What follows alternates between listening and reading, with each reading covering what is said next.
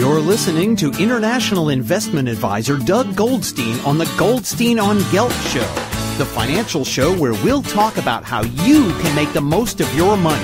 With all the confusing financial chatter bombarding you each and every day, Goldstein on Gelt will give you the practical information you want and need about living a financially stable life. Here's your host, money maven Doug Goldstein. Okay, we are back. I'm very happy to have on the Goldstein on Gelt show Peter Rosenberger, who has decades of experience as a caregiver. He's also an author of 3 books. He's got a radio show. He's heard all over the place in the media talking about not only just the history, but the important things that everyone has to know about being a caregiver. Peter, real pleasure to have you. Thank you so much, Doug. I am thrilled to be with you. So give us a little background before we get into some detailed questions. How did you get to where you are today? Well, I married my wife, Gracie, right out of college, and she had already had her car wreck way back in '83, and it was a bad car wreck. And I met her after the wreck, and she had recovered, come back to school. She looked great, but she had some physical damage to her legs, limps, scars, so forth. But I just saw past that and saw this remarkable woman. She'd had about 20 surgeries when I met her, trying to kind of orthopedically put her back together, but it was a pretty bad wreck. We didn't know, of course, what the future was going to hold. None of us do, and we jumped into this thing, and I said I was going to take care of this girl, and I have. Sometimes I've done it extraordinarily well. Sometimes I've failed miserably, but we're still here 29 years later, 78 surgeries, both of her legs amputated, $9 million, 60 doctors, 12 hospitals, 7 insurance companies. That's quite a journey. Wow. And what I've learned is everything I've learned, Doug, I've learned through failure, but it seems all right. But we're going to learn from you. I hope you don't mind. Well, that's what I'm doing, is trying to save some people some of the mistakes that I made. But the journey of a caregiver is a brutal one. We get up every day. We put ourselves between a vulnerable loved one and disaster. And how do you help somebody who helps somebody? What does it look like to help somebody who's keeping it on the rails? And I can't count, Doug, how many people have asked me how my wife is doing. But I can count the number of people who have asked me how I'm doing. Mm-hmm. And I think that's the paradigm shift I'm working towards, is how do you help these people that are standing in the corner of the hospital room, that are pushing the wheelchair? They're the ones that are doing it. And it's not just saying get a good night's rest or have a good diet or get some exercise. It's helping them fiscally as well as physically. And that's what brings me to you. Let's talk about some of the technicalities. In the United States, how many people are caregivers, and who are the people they're caring for?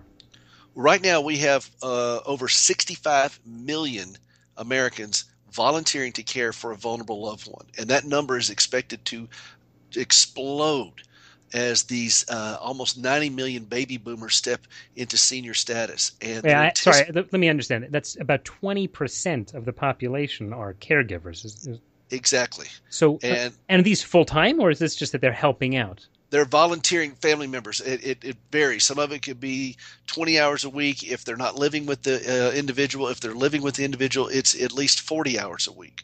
And that's just for the aging population. Then you've got this a large number of families with special needs children, or in my case, a wife with disabilities and so forth. So you've got various demographics in this, but they're massive numbers. And get this, Doug, over the next several years, they're expecting $1 trillion worth of wealth to be transferred in caring for these people, whether it's going to be going to assisted living homes, retirement centers, or the government, or whatever else.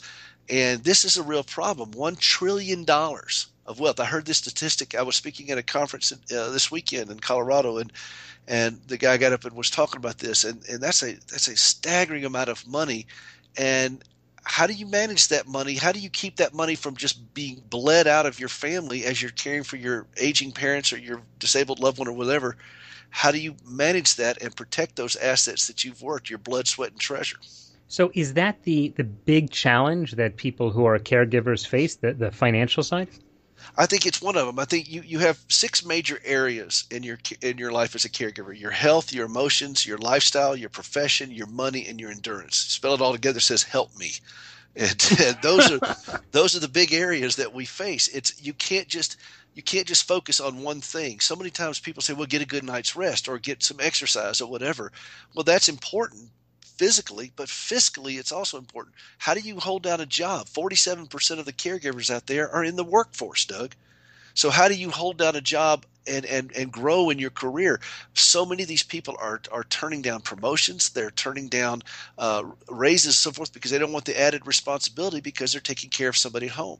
Mm-hmm. Well, think about that on the family finances. How does that affect the family?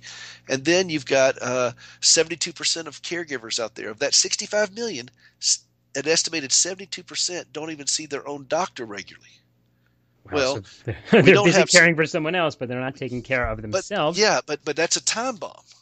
Absolutely. Yeah. We're talking with Peter Rosenberger, who's an expert in the field of family caregivers. He's written a number of books, and he's got a radio show on the topic, and he's been teaching us so far about some of the more personal issues. Peter, I want to drill down into the financial side, which you were touching on, and one of the things you mentioned is that the problem that caregivers have is with their own career. Tell me a little more about that, and are there solutions that we should be talking about? Well, there are. Let me go even past the career. Life insurance. I mean, this is an issue I beat on over and over and over. How do you call yourself a caregiver if you don't have life insurance? Because what you're doing is you're running the risk that you're going to outlive this person.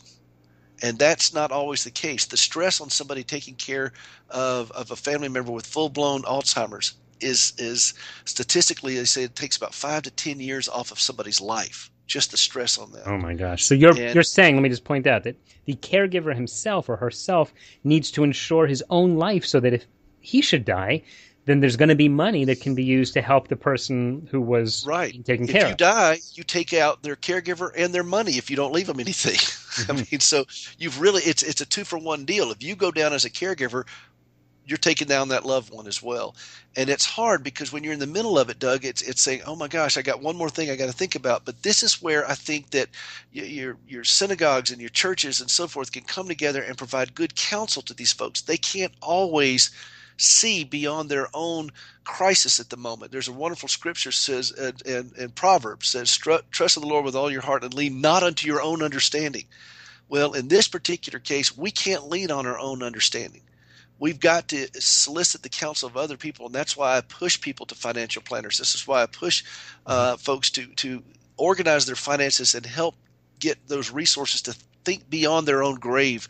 And then in your job situation, the same way. So we've spoken a little bit about now the insurance side, the life insurance in particular, and of course there are many other insurances. And one I'll just bring up as well is the disability insurance, which is often referred to as the forgotten insurance, because if you're a younger caregiver, meaning you're not in your 70s or 80s, but you're maybe taking care of parents in that age, you're statistically much more likely to get disabled yourself than to die. And so you have to make sure that there's going to be money coming in the event that you were to get disabled. So I see this really a specialty in terms of dealing with an insurance agent who can properly guide someone who is dealing in a family caregiver situation.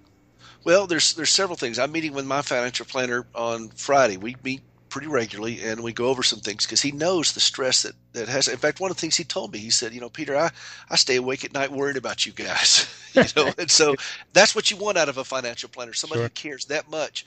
But you got long-term care insurance, disability, you got all kinds of stuff, short-term disability.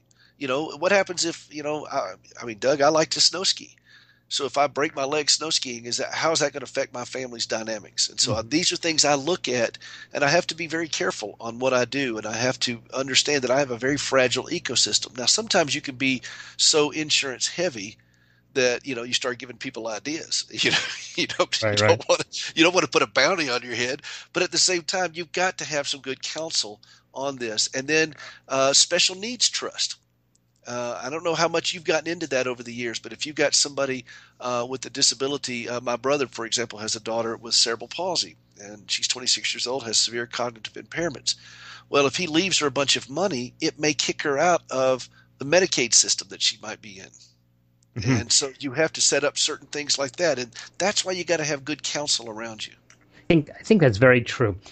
Peter, we're nearing the end of our time, but there's one of the other topics I certainly want to touch on is, do people become caregivers in a way that they can predict? They can say, oh, it looks to me like I'm going to probably end up being a caregiver, or does it more often happen as kind of a surprise? Well, here's the rule of thumb I have. If you love somebody, you're going to be a caregiver. If you live long enough, you're going to need one. Mm-hmm. And in my case, I walked into it eyes wide open as much as I could understand. But for most of us, it kind of one day our parents have such and such issue, and then all of a sudden, boom, we're thrust in that role, and we have to react.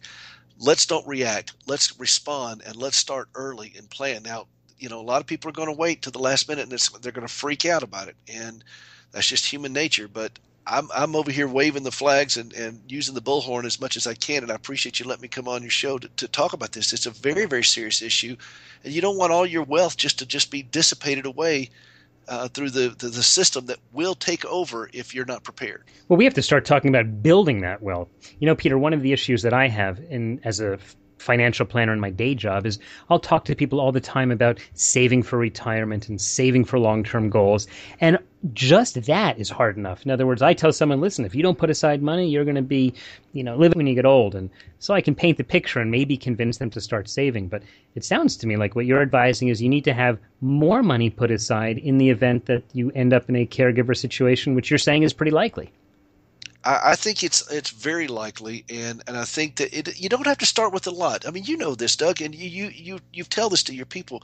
You don't have to put $7,000 a week away in some kind of nest egg. You can start small, and you can do things. I tell people I do a 1-2-30 system for everything. 1-2-30. For finances, I say find a charity you could support every month. It just gets your mind. It's healthy to get your mind off of somebody else's misery besides your own. And then 2 meetings every year with the financial planner, at least, minimum. And then $30 per paycheck. If you just squirrel away $30 per paycheck, that's a start. That's something. Some people can do $30,000 a paycheck. But the point is, do something to start protecting yourself and providing for, if you need to go out and buy a walker, if you need to go out and buy, a handicap conversion van or whatever. There's so many different things that could happen.